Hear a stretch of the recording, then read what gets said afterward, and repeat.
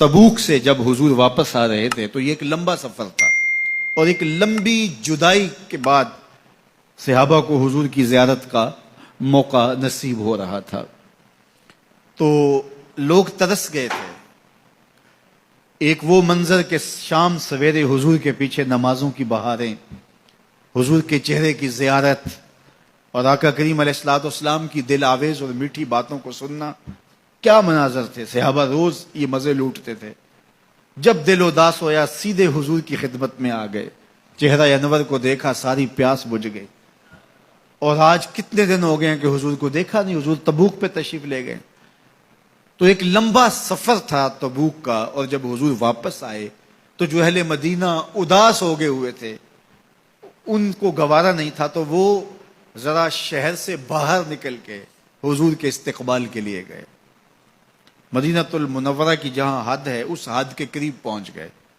ادھر سے جو تبوک سے حضور اور حضور کے ساتھی آ رہے تھے، وہ بھی اس بارڈر پہ، اس سرحد پہ، مدینہ المنورہ جہاں شروع ہوتا ہے وہاں قریب پہنچ گئے۔ قدرتی ہوا مدینہ المنورہ سے اس جانب چل رہی تھی جدھر سے حضور تشریف لا رہے تھے۔ تو یہ جو لوگ جا رہے تھے، ان کے گھوڑوں کی، کچھ پیدل تھے، ان کی ٹاپوں سے اور پیدل پاؤں سے گرد اڑی، اور اڑتی ہوئی گرد کا رخ ادھر تھا ہوا کی وجہ سے جدھر حضور اور حضور کے غلام آ رہے تھے۔ تو جب گرد ادھر پڑی نا، تو روایات میں آتا ہے کہ وہ جو صحابہ تھے گھوڑوں کے اوپر سوار آ رہے تھے، تو اس گرد سے بچنے کے لیے انہوں نے اپنے اماموں کے شملے اپنی ناک پہ رکھ لیے، اس لیے رکھے کہ اس گرد سے بچ جائیں۔ تو میرے آقا کریم نے دیکھا کہ یہ اس گرد سے جو مدینہ المنورہ کی حدود سے اڑ کے آ رہی ہے، بچنے کے لیے اپنے ناکوں پہ کپڑے رکھ رہے ہیں۔ تو حضور علیہ السلام نے اپنی سواری کو روک کے ان سے مخاطب ہو کے کہا، ان کپڑوں کو پیچھے ہٹا دو، تم جانتے نہیں مدینے کے غبار میں بھی شفا ہے، مدینے کی مٹی میں بھی شفا ہے، گرد و غبار میں بھی شفا رکھا ہوا ہے۔ میں چوم چوم اکھاں نہ للاواں، صدقڑے جاواں نے مٹی عرب دی ہے۔ تو اس شہر کی مٹی میں بھی شفا رکھی گئی۔